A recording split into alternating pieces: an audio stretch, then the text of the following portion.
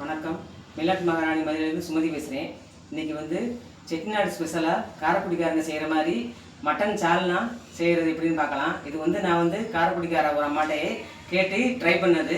ரொம்ப டேஸ்டியாக வந்துருச்சு. அந்த ரெசிபி தான் இன்றைக்கி உங்களுக்கு செஞ்சு காமிக்க போகிறேன். மட்டன் சால்னா செய்கிறதுக்கு 1/2 கிலோ மட்டன் வாங்கி அதை ஒரு 6 தடவை கழுவி வச்சுருக்கேன். தேங்காய் துருவி எடுத்து வச்சுருக்கேன். 1 ஸ்பூன் சோம்பு, 1 ஸ்பூன் சீரகம், இது 3 அரைச்சி பாலாக எடுக்கணும். 2 தக்காளி பழம் எடுத்திருக்கேன். பெரிய வெங்காயம் 1 எடுத்திருக்கேன். சின்ன வெங்காயம் ஒரு 20, முந்திரி ஒரு 20, 1 ஸ்பூனு கசகசா இதை வந்து சுடுதண்ணியில் போட்டு வச்சுருக்கேன். இதை வந்து ஒரு பேஸ்ட்டாக அரைக்கணும். 2 ஸ்பூனு இஞ்சி பூண்டு பேஸ்ட்டு எடுத்திருக்கேன். மசாலா பொடி வந்து 1 ஸ்பூன் கரம் மசாலா, 1/2 ஸ்பூன் மல்லித்தூள், 1 ஸ்பூன் மஞ்சள் தூள், இது வந்து மட்டனுக்கு போடுற குழம்பு மிளகாய் தூள். காஷ்மீரி மிளகாய் பொடி வந்து 1/2 ஸ்பூன் எடுத்திருக்கேன். கொத்தமல்லி, கருவேப்பிலை, ஒரு பச்சை மிளகாய். செட்டிநாடு மட்டன் சால்னா செய்கிறதுக்கு 1 ஸ்பூன் கசகசா, ஒரு 20 முந்திரியும் சுடுதண்ணில் ஊற வச்சுருக்கேன். இதையும் ஒரு 20 சின்ன வெங்காயமும் சேர்த்து ஒரு பைன் பேஸ்ட்டாக அரைச்சிட்டு வந்துடுறேன். தேங்காய் துருவல், சோம்பு, சீரகத்தை சேர்த்து நல்லா அரைச்சி அதை திக்கான தேங்காய் பாலாக எடுத்துக்கிறணும். ஸ்பூன் சோம்பு, 1 ஸ்பூன் சீரகம் சேர்த்து அரைச்சிக்கிறேன். தேங்காய், சோம்பு, சீரகம் இதெல்லாம் நல்லா அரைச்சி திக்கான பாலாக வடிகட்டி எடுத்துகிட்டு வந்துடுறேன். 50 கிராம் கடலெண்ணெய் ஊற்றிக்கிறேன். எண்ணெய் காஞ்சிருச்சு. ஹோல் கரம் மசாலா ஒன்று அல்லது 2 போட்டுக்கலாம். கருவேப்பிலை போட்டு பச்சை மிளகாய் போட்டுக்கிறேன். ஒரு பெரிய வெங்காயம் வதக்கிட்டு விட்டு ஒரு 1/2 ஸ்பூன் உப்பு போட்டுக்கிறேன். வெங்காயம் வதக்கிட்டு இருக்கும்போதே 2 ஸ்பூன் இஞ்சி பூண்டு பேஸ்ட்டு போட்டுக்கிறேன். சால்னான்றதுனால இஞ்சி பூண்டு பேஸ்ட்டு கொஞ்சம் தூக்கலாக இருக்கணும். அப்போ தான் அந்த ஸ்மெல் நல்லா கிடைக்கும். இப்போ பொடி வகையெல்லாம் போட்டுக்கலாம். பச்சை வாசனை போயிடுச்சு. வெங்காயம் நல்லா வதங்கிடுச்சு. இப்போ 1/2 ஸ்பூன் மஞ்சள் தூள் போட்டுக்கிறேன்.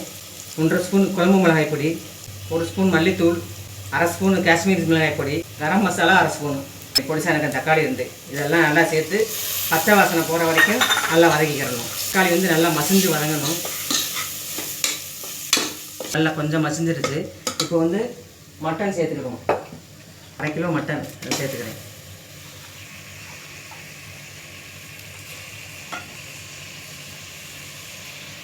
மட்டனுக்கு தேவையான உப்பு சேர்த்துக்கிறேன். மசாலாக்கள்லாம் மட்டனில் வர்ற மாதிரி நல்லா கலந்துக்கிறேன்.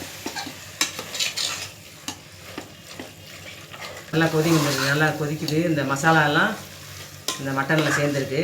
இப்போ வந்து நம்ம வெங்காயம், முந்திரி, கசகசா இது 3ஐயும் பைன் பேஸ்ட்டாக அரைச்சி வச்சுருக்கேன். அதையும் சேர்த்துக்கிறேன். அந்த வெங்காயம் பச்சையாக போட்டுக்கோங்கள, அந்த வெங்காயோட பச்சை வாசனை போகிற வரைக்கும் கொதிக்க விடணும்.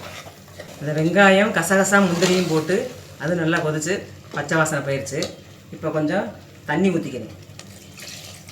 கலந்துட்டு மூடிடுவோம். மூடிட்டு விசில் வச்சுருவோம். ஒரு விசில் விட்டதும் குறைச்சி வச்சு 7 நிமிஷம் வைக்கணும். விசில் வந்துருச்சு. நீ குறைச்சி வச்சுட்டு 7 நிமிஷம் கழிச்சு பார்க்கலாம். 7 நிமிஷம் போட்டு ஸ்டீம் அடங்கிருச்சு. திறந்து பார்த்துக்கணும். ரெடியாக இருக்குது. இனி சோம்பு, சீரகம் போட்டு அரைச்சி வச்ச திக்கான பால் அதையும் சேர்த்துக்கணும். இதுதான் ரொம்ப ரொம்ப இம்பார்ட்டன்ஸ் இந்த செட்டிநாடு மட்டன் சால்னாவுக்கு. இப்போ வந்து இதை ஒரு கொதி விடணும். மல்லித்தலைகள் போட்டு ஆஃப் பண்ணிடணும். விரட்டி மூடி வச்சு ஒரு கொதி வர விடணும். சுவையான செட்டிநாடு மட்டன் சால்னா ரெடி ஆயிடுச்சு. இந்த தேங்காய் பால் அதில் வந்து சோம்பு, சீரகம்லாம் போட்டதுனால சால்னாவோட மூக்கு தலைக்குது. நல்லா ரெடி ஆயிடுச்சு. இப்படி தான் இருக்கணும். ரொம்ப கெட்டியாக இல்லாமல் செமி சாலிடாக தான் இருக்கணும். கிரேவி சால்னா ரெடி ஆயிடுச்சு. இப்போ வந்து அடுப்பு ஆஃப் பண்ணிடுறேன். மல்லித்தலை தூவிக்கிறேன் தேவையான அளவு. புரோட்டா, இட்லி, தோசை, சப்பாத்தி கூட சாப்பிட்றதுக்கு சுவையாக இருக்கும். மட்டன் சால்னாவை பவுலுக்கு மாற்றிக்கிறேன். இப்போ கோதுமை புரோட்டாவோட மட்டன் சால்னா ஊற்றி டேஸ்ட் பண்ணி காமிக்கிறேன். நல்லா ஜூஸியாக மட்டன் வந்துருக்கு. அந்த மட்டனோடு சேர்த்து புரோட்டாவை சாப்பிட்டு காமிக்கிறேன். மட்டன் சால்னா சூப்பராக எக்ஸலண்ட்டாக இருக்குது.